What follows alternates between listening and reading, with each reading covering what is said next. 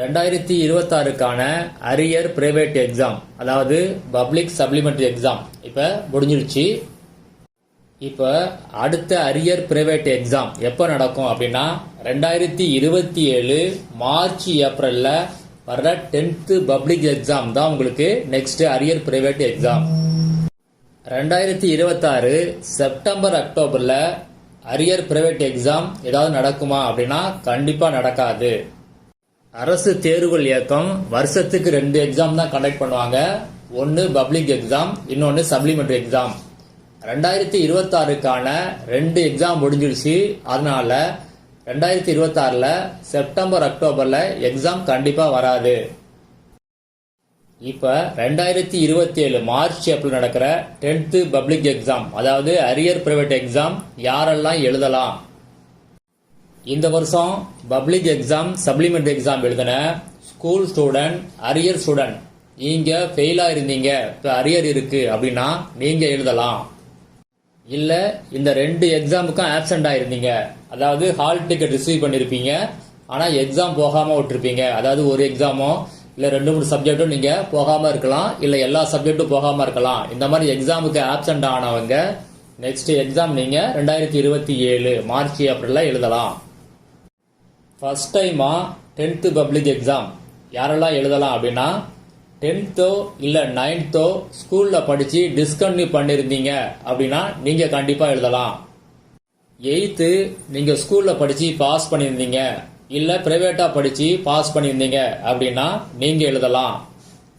உங்களுக்கு 14 வயசு கம்ப்ளீட் ஆயிருக்கணும். என்னைக்கு அப்படின்னா 1/3/2027 அன்னைக்கு 14 வயசு நீங்க கம்ப்ளீட் பண்ணாதான் 10th எக்ஸாமை எழுத முடியும்.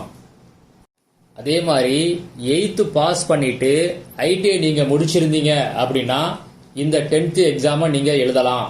என்னென்ன சப்ஜெக்ட் எழுதலாம் அப்படின்னு இந்த வீடியோல சொல்லியிருக்கேன், மிஸ் பண்ணாம பாருங்க. ஆல்ரெடி ஐடிஐ முடிச்சிட்டு 10th எக்ஸாம் எழுதி அரியர் உள்ளவங்க இந்த எக்ஸாமை எழுதலாம். இப்ப சொன்ன அத்தனை பேருமே 2027 மார்ச் ஏப்ரல் நடக்கிற பப்ளிக் எக்ஸாமை கண்டிப்பா எழுதலாம். இப்ப 2027 மார்ச் ஏப்ரல் நடக்கிற பப்ளிக் எக்ஸாம், அதாவது அரியர் பிரைவேட் எக்ஸாமுக்கு எப்போ அப்ளை பண்றது அப்படிங்கறத பார்க்கலாம். 2026 டிசம்பர் 3rd வீக் நீங்க அப்ளை பண்ணணும். 1 வீக் தான் டைம் தருவாங்க, அதுக்குள்ள நீங்க அப்ளை பண்ற மாதிரி இருக்கும். அப்ளை பண்றதுக்கான அனௌன்ஸ்மெண்ட் எப்போ வரும் அப்படின்னா 2026 டிசம்பர் 2nd வீக் வரும். அதை பத்தியான வீடியோ கண்டிப்பா அப்டேட் பண்ணுவேன், மிஸ் பண்ணாம பாருங்க. இதுல ஏதாவது சேஞ்ச் இருந்துச்சு அப்படின்னா அதையும் நான் அப்டேட் பண்ணுவேன், மிஸ் பண்ணிடாதீங்க. இந்த எக்ஸாமுக்கு நீங்க எங்க அப்ளை பண்ணணும் அப்படின்னா அரசு தேர்வுகள் சேவை மையம், இந்த சென்டர்ல தான் நீங்க போய் அப்ளை பண்ணணும். ஏற்கனவே அப்ளை பண்ணவங்களுக்கு தெரியும் எங்க அப்ளை பண்றதுன்னு, அதே சென்டர்ல தான் நீங்க அப்ளை பண்ணணும். இதுல ஏதாவது சேஞ்சஸ் இருந்துச்சு அப்படின்னா அதை பத்தியான வீடியோ அப்டேட் பண்றேன், மிஸ் பண்ணாம பாருங்க. புதுசா அப்ளை பண்ண போறவங்க நோட் பண்ணீங்க, இந்த சென்டர் வேற ஒன்றும் இல்லை, இது எல்லாமே ஸ்கூல் தான். மொத்தம் தமிழ்நாட்டில் 252 ஸ்கூல்ஸ் இத மாதிரி இருக்குது, அதுதான் சென்டர்ஸ். அங்கதான் நீங்க நேரா போய் அப்ளை பண்ணணும். இப்ப இந்த எக்ஸாம் எழுதுறதுக்கு என்னென்ன டாக்குமெண்ட்ஸ் வேணும் அப்படின்னு பார்க்கலாம். ஏற்கனவே 10th அரியர் உள்ளவங்க உங்கள்கிட்ட உள்ள மார்க் ஷீட் எத்தனை இருக்குதோ அது எல்லாமே ஜெராக்ஸ் காப்பி வச்சுங்க. ஃபர்ஸ்ட் டைமா அப்ளை பண்ண போறவங்க என்னென்ன டாக்குமெண்ட்ஸ் வேணும் அப்படின்னு பார்க்கலாம். 8th ஒரிஜினல் மார்க் ஷீட் கண்டிப்பா வேணும். உங்கள்கிட்ட 8th மார்க் ஷீட் இல்ல அப்படின்னா நீங்க படிச்ச ஸ்கூல்ல 8th மார்க் ஷீட்னு கேளுங்க. உங்க ஹெட் மாஸ்டர் என்ன பண்ணுவாங்க அப்படின்னா ஒரு ஷீட்ல ஒவ்வொரு சப்ஜெக்ட்ல எவ்வளவு மார்க்னு போட்டு அவங்க சைன் பண்ணி சீல் போட்டு கொடுப்பாங்க. அந்த ஒரிஜினல் மார்க் ஷீட்டை நீங்க அப்ளை பண்ணும்போது சப்மிட் பண்ணணும். அடுத்தது ஒரிஜினல் டிசி கண்டிப்பா வேணும்.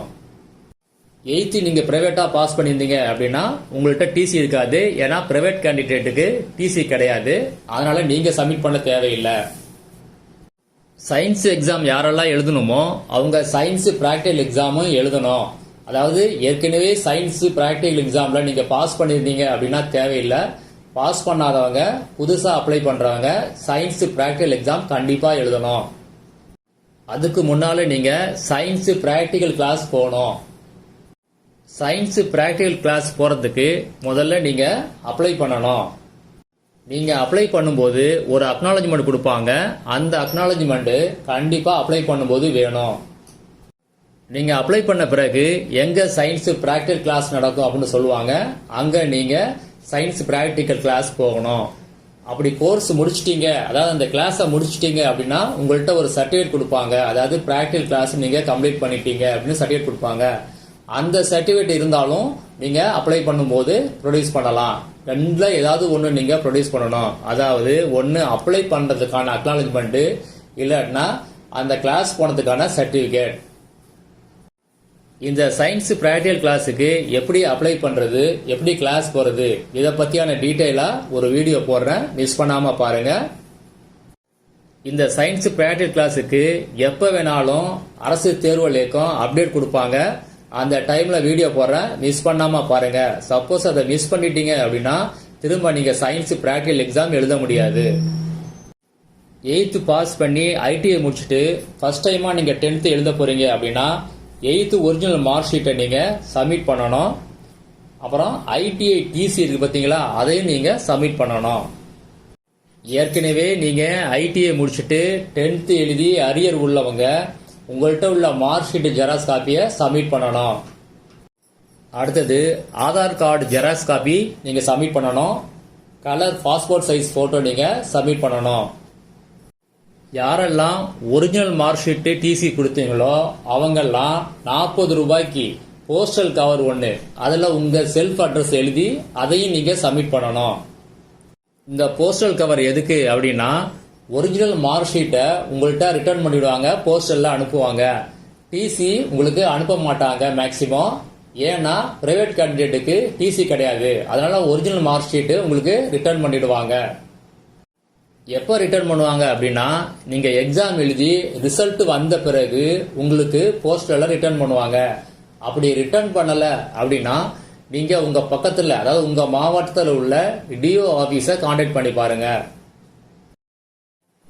ஃபீஸ் எவ்வளவு அப்படின்னா டோட்டலாக நீங்கள் 195 ரூபா ஃபீஸ் பே பண்ணணும். நீங்கள் ஒரு சப்ஜெக்ட் எழுதினாலும் 195 ரூபா பே பண்ணணும்.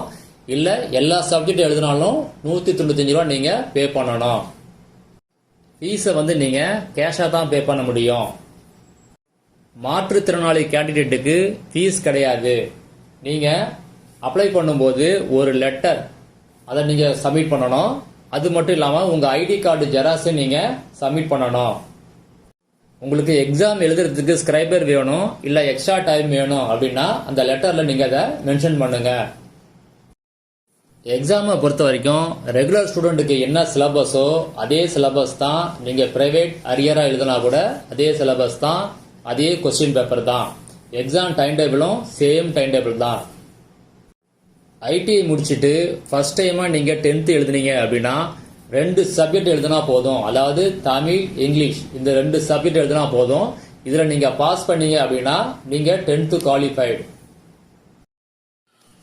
சயின்ஸ் பிராக்டிக்கல் எக்ஸாமில் நீங்கள் தியரி பாஸ் பண்ணியிருந்தீங்க, பிராக்டிக்கல் ஃபெயில் ஆயிருந்தீங்க அப்படின்னா பிராக்டிக்கல் மட்டும் நீங்கள் இப்போ எழுதுனா போதும். தியரியில் ஃபெயில் ஆகி பிராக்டிக்கல் பாஸ் பண்ணியிருந்தீங்க அப்படின்னா தியரி மட்டும் எழுதுனா போதும். சில பேர் 10th ஓல்டு சிலபஸில் படிச்சிருப்பீங்க. அந்த டைமில் நீங்கள் சயின்ஸில் ஃபெயில் ஆயிருந்தீங்க அப்படின்னா இப்போ நீங்கள் தியரியும் எழுதணும், பிராக்டிக்கலும் எழுதணும். ஃபர்ஸ்ட் டைமாக 10th எழுத போகிறவங்க தியரி, பிராக்டிக்கல் ரெண்டுமே எழுதணும். பாஸ் மார்க்கை பொறுத்த வரைக்கும் 100க்கு நீங்கள் 35 எடுக்கணும். சயின்ஸை பொறுத்த வரைக்கும் சயின்ஸ் தியரியில் நீங்கள் 75 மார்க்குக்கு எழுதுவீங்க. அந்த 75 மார்க்குக்கு நீங்கள் பாஸ் மார்க்கு 20 மினிமம் எடுத்தாகணும். பிராக்டிக்கல் 25 மார்க்குக்கு எழுதுவீங்க.